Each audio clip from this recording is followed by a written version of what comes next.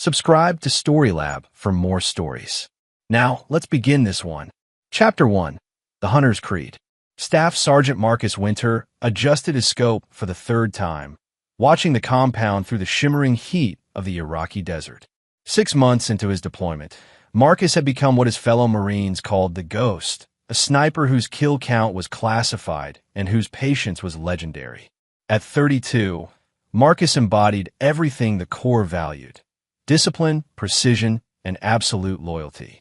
He'd grown up in rural Montana, where his father had taught him to hunt before he could properly hold a rifle. A man's word is his bond, his father had always said, and betrayal is the only sin that can't be forgiven. Those words had shaped Marcus's entire worldview. In high school, when his best friend had stolen his girlfriend, Marcus had methodically destroyed the boys' college football prospects by anonymously exposing his steroid use. The girlfriend had learned about Marcus's involvement years later and called him psychotic. Marcus had simply replied that loyalty was earned and betrayal had consequences.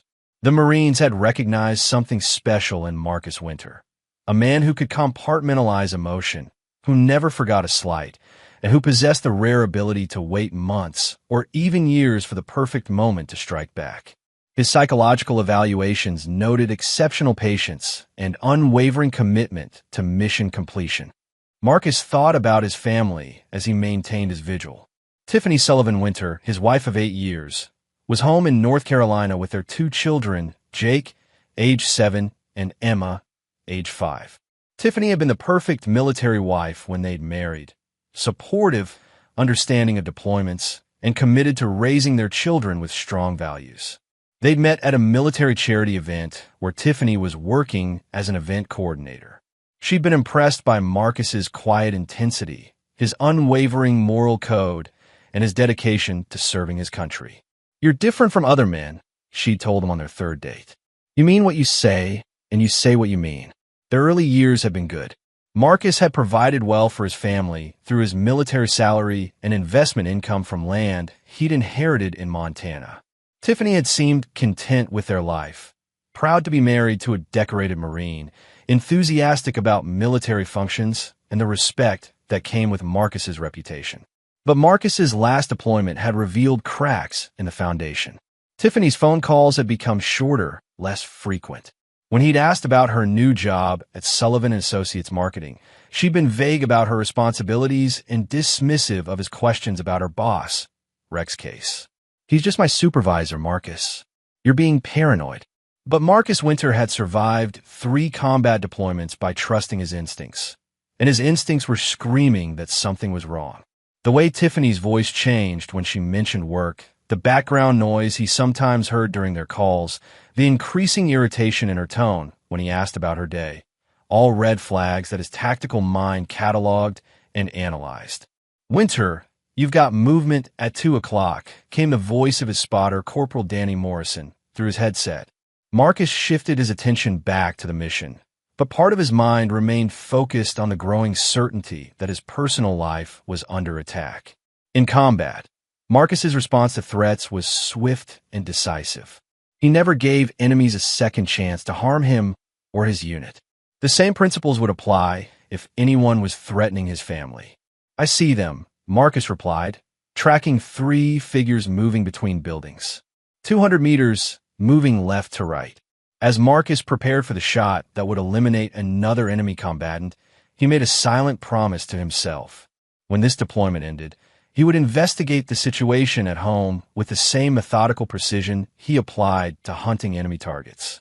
If someone was betraying his trust, if someone was threatening the foundation of his family, Marcus Winter would respond with the full force of his training and his unforgiving nature.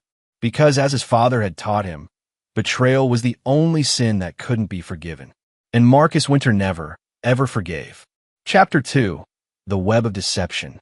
Rex Case stood at the floor-to-ceiling windows of his corner office, surveying the Charlotte skyline with the satisfaction of a man who had built his empire through calculated manipulation and ruthless ambition.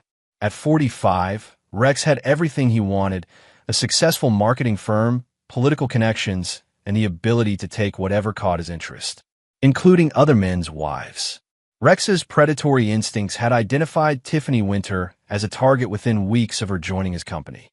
Military wives were particularly vulnerable, lonely, financially stressed, and often resentful of their husbands' long absences. Rex had perfected a system for seducing them that was both efficient and devastating. The process always began with professional mentorship.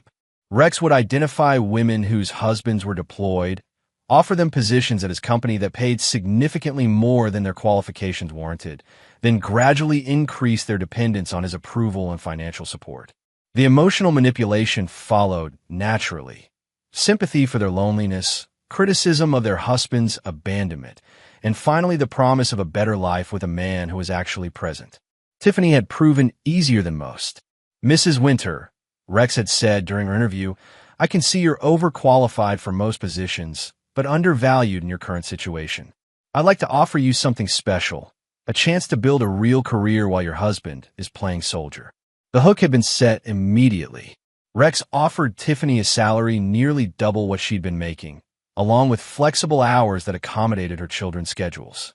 More importantly, he offered her respect and attention that she felt was missing from her marriage. "Marcus doesn't understand what I'm capable of," Tiffany had confided to Rex after 3 months of carefully orchestrated conversations. "He sees me as just a wife and mother, not as a woman with ambitions and desires." Rex had nodded sympathetically while mentally adding another victory to his collection. Military wives always had the same complaints. Their husbands were emotionally distant, financially controlling, and obsessed with duty over family. Rex provided the opposite: emotional availability, financial generosity, and focused attention on their immediate desires. The physical seduction had followed the emotional manipulation by exactly 6 weeks. Rex had learned that timing was crucial. Too fast, and they felt guilty; too slow, and they might reconnect with their husbands during leave. But 6 weeks was perfect for women who had been emotionally starved for months. "This is wrong," Tiffany had whispered during their first encounter in Rex's private apartment above the office. "Marcus would kill us both if he found out." "Marcus isn't here," Rex had replied, running his hands through her hair. "I am, and I'm the one who sees how beautiful and intelligent you really are." That had been 4 months ago. Since then, Rex had systematically destroyed Tiffany's emotional connection to her husband while building her dependence on him. He convinced her to open a separate bank account, encouraged her to make major decisions without consulting Marcus, and gradually isolated her from other military wives who might have warned her about what she was doing. The children had been an unexpected bonus. Jake and Emma Winter had initially been resistant to Rex's presence in their lives, but children were surprisingly easy to manipulate when you understood their needs. Rex had become the fun adult who took them to expensive restaurants, bought them whatever they wanted, and never enforced the strict discipline their father insisted on. "Uncle Rex is way cooler than Daddy," Emma had announced last week, and Rex had felt the familiar rush of triumph that came with stealing another man's family. But Rex's ultimate goal wasn't just seduction. It was complete domination. He wanted to break Marcus Winter so thoroughly that the Marine would never recover. Military men like Marcus lived by codes of honor and loyalty that made them vulnerable to psychological warfare. When Marcus discovered the betrayal, Rex wanted him to understand that everything he'd fought for was gone, that his wife preferred another man, and that his children had already chosen a new father. The phone call Rex was planning would be the perfect weapon. Rex had studied Marcus's deployment schedule and knew the Marine would be alone at his forward operating base during the next scheduled communication window. Tiffany would be in Rex's office, possibly in Rex's arms, when Marcus called. The humiliation would be complete and devastating. "Mr. Case?" Tiffany's voice interrupted his thoughts as she entered the office. "You wanted to see me?" Rex turned to admire his conquest. Tiffany had transformed over the past months from a conservative military wife into something more sophisticated. Her hair was styled differently, her clothes were more expensive, and her confidence had grown under his attention. "I have a surprise for you," Rex said, gesturing toward the envelope on his desk. "Divorce papers. Already filled out, already reviewed by my attorney. All you need to do is sign them." Tiffany's face went pale. Rex, I don't know if I'm ready. Ready for what? To stop sneaking around? To stop lying to your children? To stop pretending you love a man who abandoned you for his precious military career? Rex moved closer, using his physical presence to reinforce his psychological pressure. Tiffany, you have a choice. You can keep living this double life, feeling guilty and conflicted, or you can embrace the future we're building together. What about Marcus? What about the kids? Marcus will survive. He's a big, tough Marine, right? And the kids already prefer me to him. You've seen how they light up when I'm around, how they come to me instead of asking for their father. Rex was applying the final psychological pressure that had worked with 3 previous military wives. Make them choose between guilt and freedom, between the past and the future, between a husband who was absent and a man who was present. Besides, Rex added with calculated cruelty, there's something else you should know. I've been recording our conversations, documenting our relationship. If Marcus tries to fight the divorce or claim custody, I'll make sure everyone knows exactly what kind of mother abandons her husband while he's serving his country. The threat was a lie. Rex had no intention of destroying Tiffany's reputation, but it served to eliminate her escape routes. She needed to believe that her only option was complete commitment to him. Tiffany stared at the divorce papers for several minutes before picking up the pen. That's my girl, Rex said softly. Now, let's call your husband and tell him the good news. Chapter 3. The Breaking Point. The satellite phone in Marcus's hooch buzzed at exactly 1,400 hours, the scheduled time for his weekly call home. He'd been cleaning his rifle, a ritual that helped him focus his thoughts and maintain the mental discipline that kept him alive in hostile territory. Hey, beautiful, Marcus said, settling back on his cot. How are my babies? The voice that answered wasn't Tiffany's. Marine, this is Rex Case, your wife's boss. I just put a baby in her. Marcus's entire world stopped. The phone felt impossibly heavy in his hand as the words registered. In the background, he could hear unmistakable laughter. Tiffany's laughter, bright and carefree in a way he hadn't heard in months. She's been my toy for months while you've been playing soldier, Rex continued, his voice dripping with satisfaction. Your wife is quite talented when she puts her mind to it. Marcus said nothing, his training taking over as his mind shifted into the cold, analytical state that had kept him alive through countless combat situations. Every word was being processed, cataloged, analyzed for intelligence value. The phone changed hands, and suddenly Tiffany's voice was on the line. Marcus? Oh God, you heard that. But there was no regret in her voice, only irritation at being caught. Look, this isn't how I wanted you to find out, but he pays me more than your stupid military salary ever could. Marcus's grip on the phone tightened, but his voice remained steady. Tiffany, we need to talk about this when I get home. No, we don't. Tiffany's voice had turned cold, revealing a stranger Marcus had never met. Your kids call him Daddy now. Jake says Rex is more fun than you ever were, and Emma asks why you can't buy her the things Rex does. Each word hit Marcus like a sniper's bullet, precisely aimed to cause maximum damage. But where other men might have broken down, might have begged or pleaded, Marcus felt something else entirely.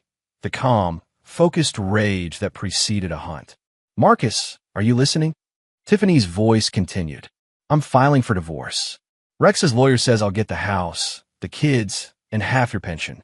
You can forget you ever had a family. Rex's voice came back on the line. She's right here in my office, Marine.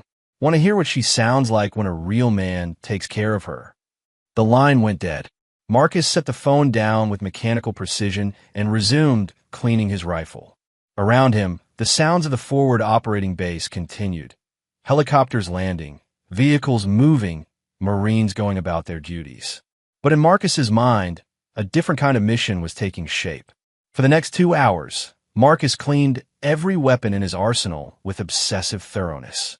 His M40A5 sniper rifle, his M9 pistol, his combat knife.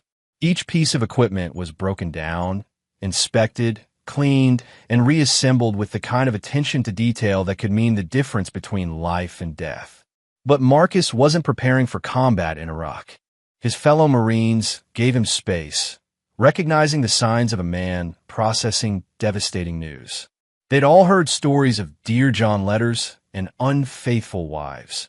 But something about Marcus's absolute stillness was more unsettling than if he'd been raging or breaking things. "Winter, you okay?" asked Sergeant Collins, Marcus's squad leader. "Roger that, Sergeant. Just maintaining equipment." Collins studied Marcus's face and apparently decided not to probe further. Marcus Winter had always been intensely private, and his emotional control was legendary. But there was something different in his eyes now, a coldness that hadn't been there that morning. As night fell over the desert, Marcus began planning in earnest. His deployment would end in 6 weeks, giving him time to prepare thoroughly. He pulled out a notebook and began writing, documenting everything he knew about Rex Case's business, his habits, his weaknesses. Marcus had learned long ago that effective hunting required understanding your prey completely. Where they lived, how they moved, what they valued, what they feared. Rex Case had declared war on Marcus Winter's family, and wars required tactical planning. The children would be the most complicated aspect of the situation. Marcus had loved Jake and Emma unconditionally, had planned to build his entire life around providing for them and teaching them the values his father had instilled in him. But if they had genuinely chosen another man as their father, if they had genuinely rejected him, then they had chosen their side in this war. Marcus Winter had never been a man who gave second chances to enemies. He wouldn't start now, even for children who shared his blood. Tiffany had made her choice when she betrayed her marriage vows and mocked his service to their country. Rex Case had made his choice when he decided to target a Marine's family for destruction. They wanted to erase Marcus from existence, to take everything he'd built and replace it with their own version of reality. They had no idea what they'd unleashed. As Marcus continued planning, one thought echoed in his mind with absolute clarity. He was coming home to erase them from existence instead. The hunter had found new prey, and the hunt would be methodical, brutal, and final. Because Marcus Winter never, ever forgave betrayal. Chapter 4. Homecoming Reconnaissance. 6 weeks later, Marcus Winter stepped off the transport plane at Camp Lejeune, carrying nothing but his duffel bag and a mind filled with detailed intelligence on his targets. The other Marines around him were celebrating their return home, talking about reunions with families and the simple pleasures they'd missed during deployment. Marcus felt no such anticipation. Home was now enemy territory, and this was a reconnaissance mission. The drive to his house in Jacksonville took 47 minutes, during which Marcus observed changes that confirmed his suspicions.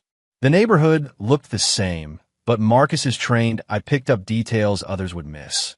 Expensive cars in driveways that hadn't been there before, security cameras on houses that had never needed them, and an overall air of prosperity that seemed artificial. Rex Case's influence was spreading beyond just Marcus's family. Marcus parked 3 blocks from his house and approached on foot, using techniques learned in urban warfare training. The house that had been his sanctuary for 8 years now looked like foreign territory. New landscaping, a different paint scheme, and most telling of all, a silver BMW in the driveway that cost more than Marcus made in a year.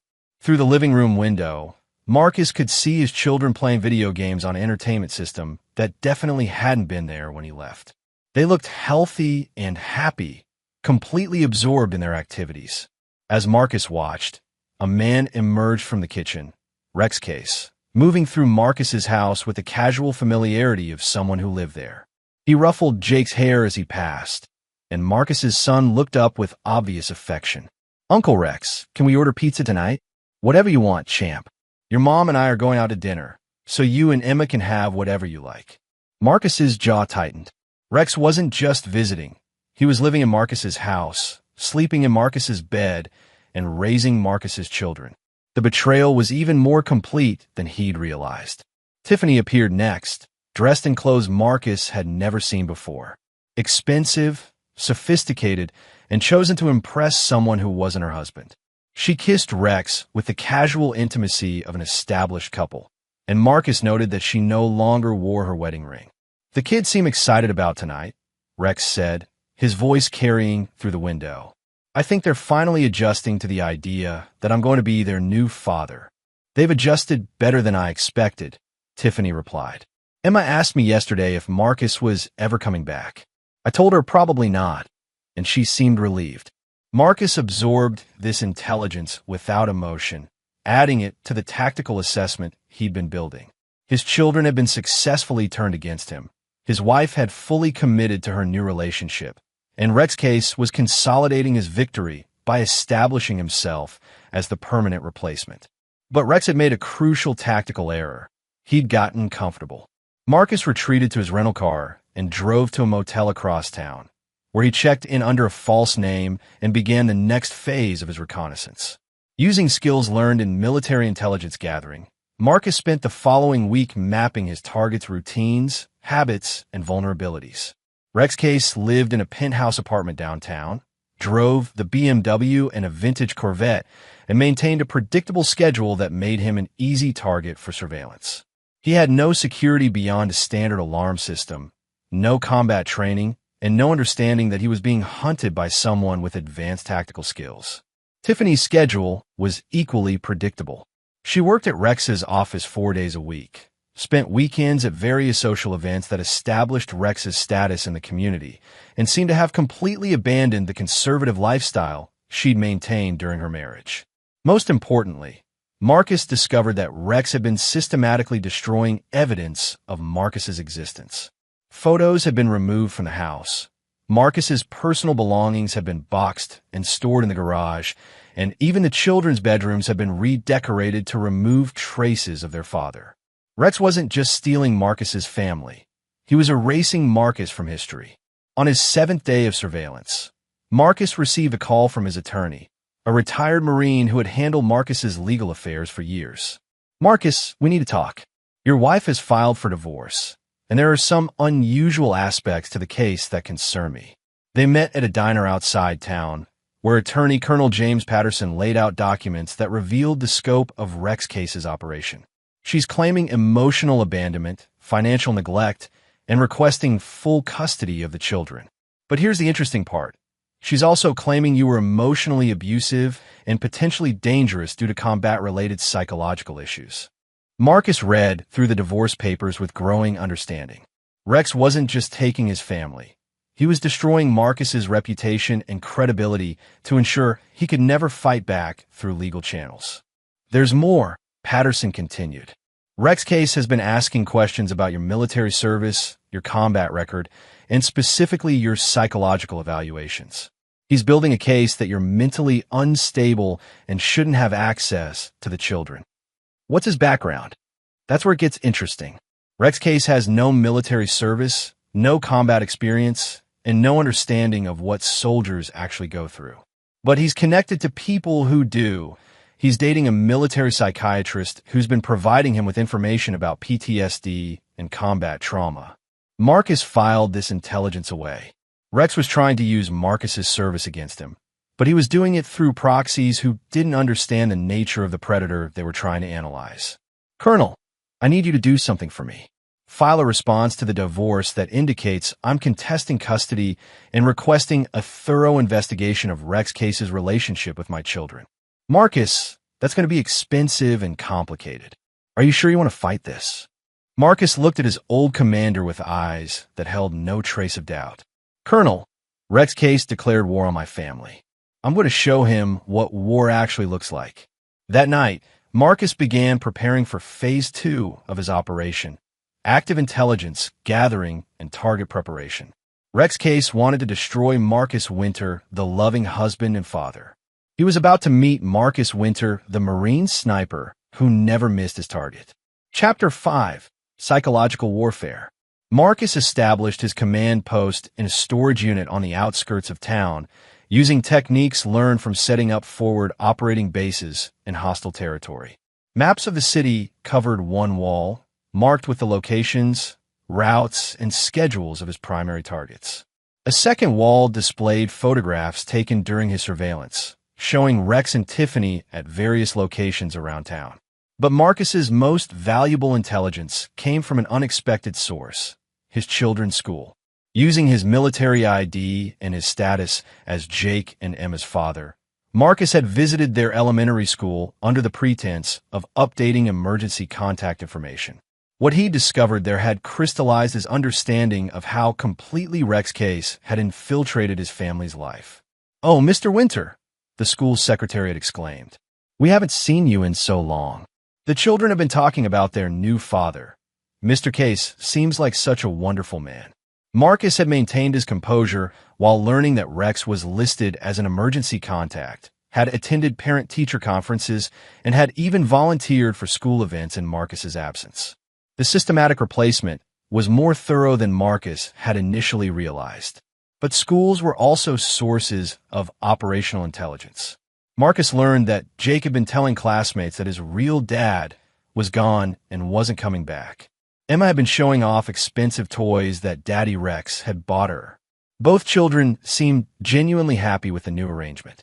This confirmation that his children had actively chosen their betrayal eliminated any hesitation Marcus might have felt about the scope of his planned revenge. Phase 2 of Marcus's operation began with psychological warfare designed to destabilize his targets before moving to direct action. He started with Rex Case's business, using skills learned from disrupting enemy communications and supply lines. Rex's marketing firm depended on maintaining relationships with high-end clients who valued discretion and professionalism. Marcus began a campaign of anonymous communications designed to raise questions about Rex's character and judgment. The first letter arrived at Rex's biggest client on a Monday morning. "I thought you should know that Rex Case of Sullivan & Associates is having an affair with a married woman whose husband is deployed overseas. He's been bragging about it to colleagues and using company resources to support his girlfriend. You might want to reconsider whether this is the kind of person who should represent your brand." By Wednesday, 3 more clients had received similar letters, each one containing just enough specific information to be credible, but not enough to be traced back to Marcus. The second phase of psychological warfare targeted Tiffany's social network. Rex had been introducing her to his circles as his girlfriend, but many people in their community knew she was married to a deployed Marine. Marcus began feeding information to key gossips, ensuring that stories about Tiffany's behavior would spread throughout the military spouse community. The effect was immediate and devastating. Tiffany found herself excluded from social events, confronted by angry military wives, and facing questions about her loyalty and character that she couldn't effectively answer. "Someone is spreading rumors about us," Tiffany told Rex during a phone conversation Marcus intercepted using equipment he'd acquired through military contacts.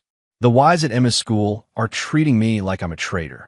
"It's probably just jealousy," Rex replied, but Marcus could hear uncertainty in his voice. Military wives can be petty when someone moves beyond their limited worldview. But Rex was beginning to understand that someone was actively working against him. His business was losing clients, his social reputation was being questioned, and even his office staff were starting to look at him differently. The third phase involved direct psychological pressure on Rex Case himself. Marcus had identified the man's weaknesses during surveillance. Rex was vain, insecure about his lack of military service, and dependent on others' approval for his self-worth. Marcus began a campaign of anonymous phone calls to Rex's office, always brief, always untraceable. "This is for stealing another man's family while he was serving his country. You picked the wrong Marine's wife. He's coming home soon." Each call was timed to maximize psychological impact during important meetings, late at night, early in the morning. Rex's paranoia grew with each contact, and Marcus could see the stress beginning to affect his target's behavior. Rex hired a private investigator to trace the calls, installed new security systems, and even considered hiring bodyguards. But he was fighting an enemy he couldn't see, using tactics he didn't understand, against someone who had been trained to wage psychological warfare against hardened enemy combatants. The final element of Phase 2 was the most personal. Marcus let his children see him. Jake was leaving soccer practice when he spotted a familiar figure in the parking lot. Marcus made sure his son saw him, waved once, then disappeared before the boy could react. Emma encountered her father outside her dance class, just long enough for her to run to Rex's car in tears. "Daddy Rex, I saw him. I saw Marcus. He was watching me." Rex's response revealed how thoroughly Marcus's psychological campaign was working. "Don't worry, sweetheart. Daddy Rex will protect you from the scary man." Marcus heard this conversation through surveillance devices he'd planted in Rex's car, and it confirmed everything he needed to know. Rex was portraying Marcus as a threat to his own children, using their fear to cement his position as their protector. The psychological warfare phase was complete. Rex Case was paranoid, stressed, and making tactical errors. Tiffany was socially isolated and beginning to doubt the wisdom of her choices. His children were afraid of him, which eliminated any possibility of reconciliation or mercy. Marcus had successfully prepared the battlefield. Now, it was time for direct action. As he updated his operational plans that night, Marcus felt the cold satisfaction that came from a perfectly executed intelligence operation. Rex Case had spent months believing he was winning a game. He was about to learn that Marcus Winter had been fighting a war. Chapter 6. The Trap is Set. Marcus's war entered its active phase on a Tuesday morning when Rex Case discovered that his business bank accounts had been frozen due to an IRS investigation triggered by anonymous tips about unreported income. The investigation was based entirely on fabricated evidence that Marcus had planted through various channels, but it would take weeks for Rex to prove his innocence. During those weeks, Rex would be unable to access the financial resources he'd been using to maintain his lifestyle and his control over Marcus's family. "This is impossible," Rex told his attorney during a phone conversation that Marcus monitored from his surveillance post across the street. "I've never cheated on my taxes. Someone is setting me up." Rex's attorney, a man named Collins who specialized in white-collar defense, was skeptical. "Rex, the IRS doesn't investigate people based on anonymous tips unless there's substantial evidence. Are you sure there's nothing in your financial records that could be misinterpreted?" Marcus smiled as he listened to Rex's growing panic. The beauty of financial warfare was that even innocent people looked guilty when their assets were frozen and their business operations were disrupted. While Rex dealt with federal investigators, Marcus moved to Phase 3, systematically destroying the foundation of Rex's relationship with Tiffany and the children. Marcus had learned during surveillance that Rex maintained his control over the children through expensive gifts and entertainment. Jake and Emma had become accustomed to constant shopping trips, expensive restaurants, and lavish experiences that their father's military salary had never provided. With Rex's accounts frozen, that lifestyle disappeared overnight. "Why can't we go to Disney World this weekend?" Emma asked during a conversation Marcus recorded through devices planted in the house. "You promised we could go whenever we wanted." "It's just temporary, sweetheart," Rex replied, but Marcus could hear the strain in his voice. "Daddy Rex is having some problems with work, but everything will be fine soon." But everything was not going to be fine. Marcus had ensured that Rex's problems would escalate systematically, each crisis building on the last until his target was completely overwhelmed. The second element of Phase 3 involved exposing Rex's manipulation to Tiffany in a way that would make her question everything about their relationship. Marcus had discovered that Rex was not the successful businessman he pretended to be. His company was heavily in debt. His lifestyle was maintained through credit and loans, and his apparent wealth was largely illusory. Using Rex's frozen assets as cover, Marcus arranged for several of Rex's creditors to begin demanding immediate payment on overdue loans. Tiffany, who had been named as a co-signer on several accounts, suddenly found herself facing financial liability for debts she hadn't known existed. "You put me on loans without telling me," Tiffany confronted Rex during an argument that Marcus observed through his surveillance equipment. "Rex, I could lose everything if your business fails." "I was protecting you," Rex replied, but his usual confidence was cracking. "I didn't want you to worry about business details." "Protecting me? You made me legally responsible for hundreds of thousands of dollars in debt." Marcus had carefully orchestrated this revelation to occur when Rex was least able to defend himself. With his accounts frozen and his business under investigation, Rex couldn't demonstrate the financial stability that had been central to his appeal. The third element involved the children directly. Marcus had identified the specific gifts and privileges that Rex used to maintain their loyalty, then systematically made them impossible to deliver. Jake's new gaming system was repossessed when Rex missed a payment. Emma's dance lessons were canceled when Rex couldn't cover the fees. The family vacation Rex had promised was canceled when his credit cards were declined. Why is everything going wrong? Jake asked his mother during dinner, unaware that his biological father was listening to every word. Uncle Rex said we could do whatever we wanted, but now we can't do anything. It's just temporary, Tiffany replied, but Marcus could hear doubt creeping into her voice. Rex is going through some business problems. Maybe we should call Marcus, Emma suggested innocently. He always kept his promises. The silence that followed this suggestion told Marcus everything he needed to know. His children were beginning to question the narrative they'd been given about their father being unreliable and dangerous. The final element of Phase 3 was designed to make Rex's case understand that he was being hunted by someone with capabilities beyond his comprehension. Marcus began leaving evidence of surveillance in places where Rex would find it. Photographs of Rex taken from hidden positions, details about his daily routine written on notes left in his apartment, recordings of private conversations played back through his car stereo system. Someone has been in my apartment, Rex told Tiffany during a phone call that confirmed Marcus's psychological campaign was succeeding. They didn't take anything, but they left photos of me taken from across the street. Professional quality surveillance photos. Maybe it's the IRS investigation? No, this is different. This is personal. Someone is watching me, learning my habits, documenting my movements. Rex hired private security, changed his locks, and even considered relocating to a different city. But Marcus's surveillance continued, always staying one step ahead of Rex's countermeasures. The breakthrough came when Rex finally connected his problems to Marcus's return from deployment. It's him, Rex told Tiffany during a meeting at a restaurant that Marcus had pre-bugged using equipment planted by a fake health inspector. It's your husband. He's been back for weeks, and everything started falling apart right after he got home. That's impossible. Marcus doesn't know anything about finance or surveillance.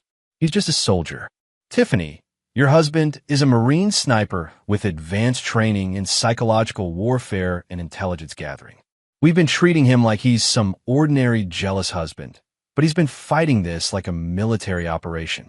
The fear in Rex's voice told Marcus that his enemy was finally beginning to understand the nature of the predator hunting him. But understanding and surviving were two very different things. Marcus prepared for Phase 4, direct confrontation and final resolution. Rex's case had declared war on Marcus Winter's family, and now he was going to experience what war actually looked like when fought by someone who had never lost a battle. The trap was set, the prey was identified, and the hunter was ready to collect his due. Chapter 7. The Hunt Begins. Marcus Winter stood in the shadows of the parking garage beneath Rex Case's apartment building, his presence as invisible as death itself. 3 weeks of systematic psychological warfare had achieved its purpose. Rex was paranoid, financially crippled, and making the kind of desperate decisions that exposed him to direct attack. Tonight, Rex would learn what it meant to threaten a Marine's family. Marcus had spent the previous 48 hours in final preparation, using techniques learned from preparing for high-value target elimination in combat zones. Every variable had been calculated, every contingency planned, every detail rehearsed until the operation would unfold with mechanical precision. Rex's routine had become predictable in his desperation. He left his apartment every evening at exactly 9:15 p.m. to check his car for surveillance devices, a ritual that revealed how thoroughly Marcus's psychological campaign had succeeded. Rex would spend 10 minutes examining his vehicle, looking under the chassis, checking for tracking devices, before finally convincing himself it was safe to drive. Marcus emerged from the shadows as Rex began his inspection routine. Looking for something, Rex spun around, his face going white as he recognized the man who had been hunting him for weeks. In person, Marcus Winter was more intimidating than Rex had imagined, tall, lean, with the kind of controlled stillness that marked professional killers. Marcus, We need to talk about this like civilized men. Civilized men don't steal other men's families while they're serving their country, Marcus replied, his voice carrying no trace of emotion. Civilized men don't turn children against their fathers. Civilized men don't declare war on Marines. Rex backed against his car, his hands raised in a gesture that was part surrender, part plea for mercy. Look, I know you're upset, but we can work this out. Tiffany made her choice. The kids are happy. You can find someone else. Start over. Rex, you fundamentally misunderstand the situation. This isn't about winning Tiffany back or reconciling with my children. They made their choices, and I've accepted the consequences. Marcus stepped closer, and Rex could see something in the Marine's eyes that made his blood freeze. This is about justice. You destroy my family for sport. Now I'm going to destroy you for principle. What do you want? I want you to understand what it feels like to lose everything that matters to you. I want you to experience the complete annihilation of everything you've built. And then I want you to disappear. Marcus produced a tablet showing surveillance photos of Rex's daily activities, financial records of his business, and detailed intelligence on every aspect of his life. I know where you go, who you talk to, what you value. I know your weaknesses, your fears, your dependencies. Rex stared at the evidence of how thoroughly he'd been studied, how completely his privacy had been invaded. You can't do this. There are laws. Rex, I've killed enemy combatants in 12 countries.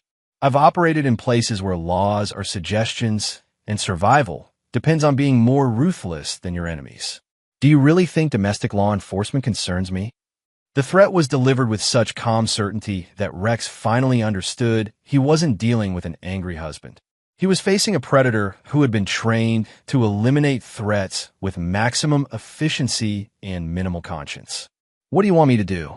First, you're going to transfer custody of my children back to their legal father. You've been acting as their guardian without legal authority, which is kidnapping under federal law. Tiffany has custody. Tiffany is about to face charges for adultery under the Uniform Code of Military Justice, which affects military families even when the spouse is civilian. She'll also be charged with fraud for misusing my military benefits while conducting an affair. Marcus had been building a legal case that would destroy both Rex and Tiffany through military justice systems that operated by different rules than civilian courts. Second, you're going to liquidate your business and transfer all proceeds to an account I've established for my children's education. Consider it compensation for the psychological damage you've inflicted. That's everything I own. Yes, everything you used to steal my family will now be used to benefit them after you're gone. Rex's desperation was turning to panic as he realized the scope of Marcus's plan. This is insane. You can't just destroy my entire life. I can, and I will. The question is whether you cooperate and disappear quietly, or whether I make your destruction a public spectacle that exposes every detail of what you've done. Marcus activated a recording device showing video of Rex and Tiffany in compromising situations, audio recordings of them mocking Marcus's military service, and documentation of Rex's manipulation of the children. This goes public tomorrow unless you comply with my terms. Your clients, your friends, your family, everyone will see exactly what kind of man you really are. The evidence was devastating and humiliating, designed to destroy Rex's reputation and social standing permanently. Marcus had documented every aspect of the betrayal with the thoroughness of a military intelligence operation. You have 24 hours to begin liquidating your assets and transferring custody documentation. After that, I move to Phase 4, which involves physical rather than financial consequences. Rex's face went completely white. You're threatening to kill me? I'm informing you that continued resistance will result in escalated responses. You declared war on my family, Rex. Wars have casualties. Marcus turned to leave, then paused. Oh, and Rex, don't try to run. I've been tracking enemy combatants across international borders for 15 years. There's nowhere you can go that I won't find you. As Marcus disappeared back into the shadows, Rex slumped against his car, finally understanding the magnitude of his mistake. He'd thought he was seducing a lonely military wife and stealing a family from an absent husband. Instead, He'd triggered a war against a predator who fought with rules Rex couldn't even comprehend. The hunt had begun, and Rex Case was discovering what it meant to be prey. Chapter 8. No Mercy. The confrontation Marcus had been planning for months finally arrived on a rain-soaked Thursday evening.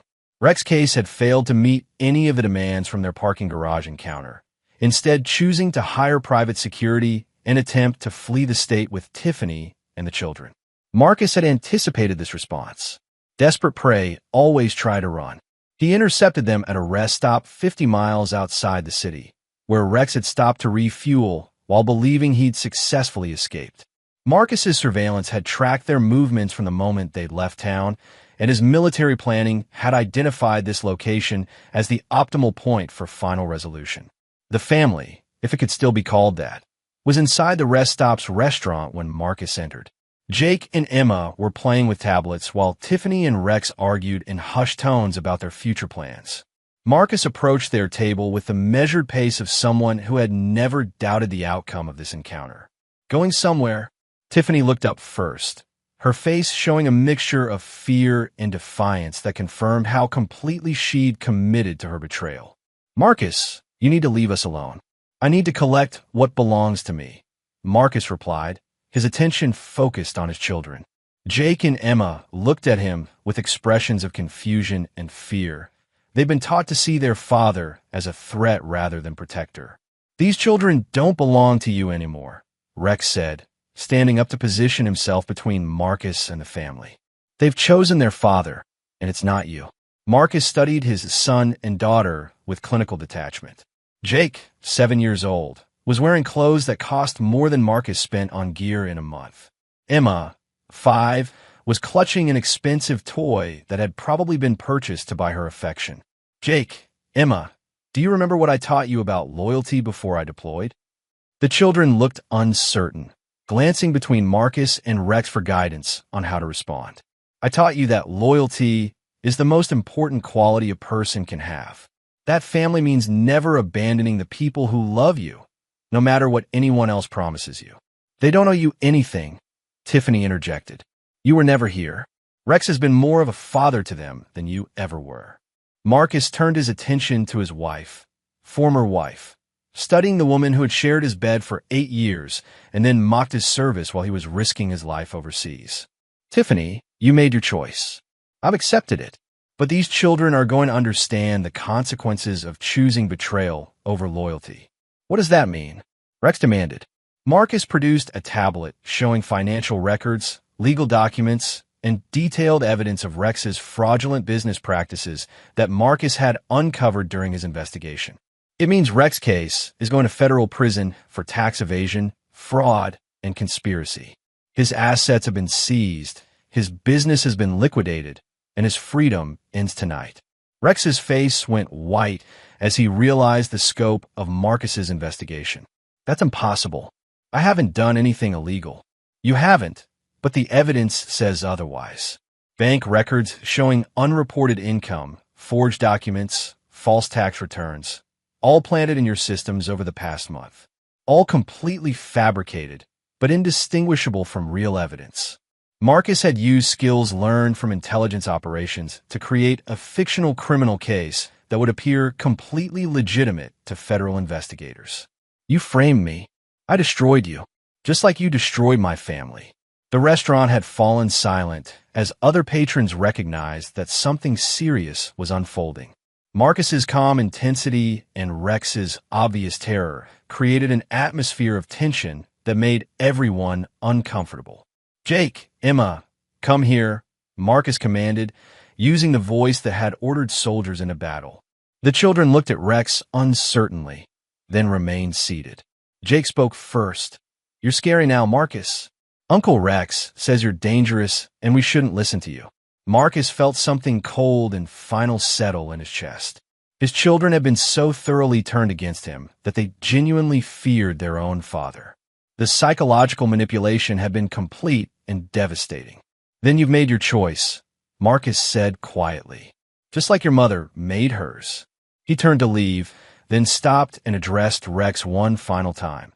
"Federal agents will arrest you within the hour." The evidence against you is overwhelming and irrefutable. You'll spend the next 20 years in federal prison, where child predators and men who prey on military families receive special treatment from other inmates. You can't do this. It's already done. You wanted to erase me from my family's life. Now I'm erasing you from existence. Marcus walked away without looking back, leaving Rex to contemplate a future that had been systematically destroyed by someone who fought wars for a living. Outside in the parking lot, Marcus activated a secure phone and made a single call. It's done. Rex's case will be in federal custody within the hour. The evidence package is complete and irrefutable. The voice on the other end belonged to Christopher Buchanan, Marcus's contact from his intelligence days who now worked in federal law enforcement. What about your family? They made their choice. I've made mine. Marcus, are you sure about this? There might be ways to repair the damage. Chris, when enemy combatants choose to fight against American forces, we don't try to rehabilitate them. We eliminate the threat and move on to the next mission. Marcus ended the call and drove away from the rest stop, leaving behind everything he'd thought he was fighting for. In his rearview mirror, he could see federal vehicles arriving to arrest Rex's case, ending that chapter of the operation. But Marcus Winter was done fighting for people who had chosen to betray him. His children had picked their father, his wife had chosen her lover, and Marcus had chosen justice over mercy. The war was over. Justice had been served. Now it was time to build a new life from the ashes of the old one. Chapter 9. Phoenix Rising. 6 months later, Marcus Winter sat in his new office in Billings, Montana, reviewing contracts for his private security consulting firm. The business had grown rapidly, drawing clients who needed someone with his particular skills in intelligence gathering, threat assessment, and strategic planning. The view from his office window showed the mountains where he'd learned to hunt as a child, where his father had taught him that betrayal was unforgivable and justice was sometimes a personal responsibility. Marcus had returned to his roots, but as a different man than the one who had left for Marine service 15 years earlier. The news from North Carolina arrived in a brief email from Christopher Buchanan. Rex's case had been sentenced to 18 years in federal prison after pleading guilty to multiple fraud charges. Tiffany had been convicted of conspiracy and sentenced to 3 years, though she would likely serve less with good behavior. Jake and Emma had been placed in foster care when both their guardians were imprisoned. Social services had attempted to contact Marcus about assuming custody, but he had declined through his attorney. The children chose their loyalty, Marcus had told his lawyer. They'll live with the consequences of that choice. The decision had been difficult but necessary. Marcus had learned that some betrayals cut too deep to forgive, even when they came from children who had been manipulated. Jake and Emma had genuinely preferred Rex to their biological father, had genuinely feared Marcus when he tried to reconnect with them. That choice had consequences. Marcus's new life was built on principles that would prevent future betrayals.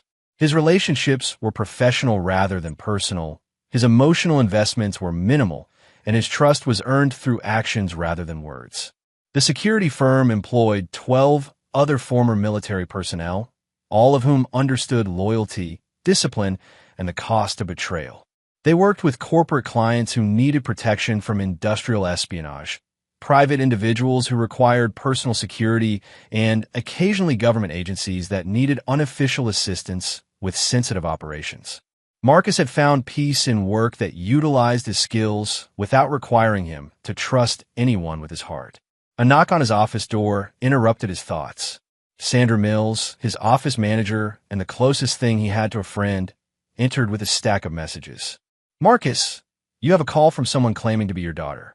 She says her name is Emma Winter, and she needs to talk to you about her mother." Marcus felt nothing at the mention of his daughter's name. The child who had called Rex daddy and feared her biological father was a stranger whose welfare was no longer his concern. "Tell her to contact my attorney if she has legal questions. I don't have a daughter." Sandra studied his face with the directness of someone who had served 3 tours in Afghanistan and understood the cost of emotional detachment. She sounded desperate. "Marcus, maybe you should hear what she has to say." "Sandra, I told you about my family situation. Those people made their choices. I've made mine. Marcus returned to his contract reviews, but Sandra remained in the doorway. What if she's trying to apologize? What if she's finally old enough to understand what really happened? Then she's learned an important lesson about consequences. Betrayal isn't forgiven just because someone regrets it later. Sandra left without further argument, understanding that Marcus Winter was not a man who reconsidered decisions once they were made. His emotional discipline was absolute, his commitment to principle unwavering.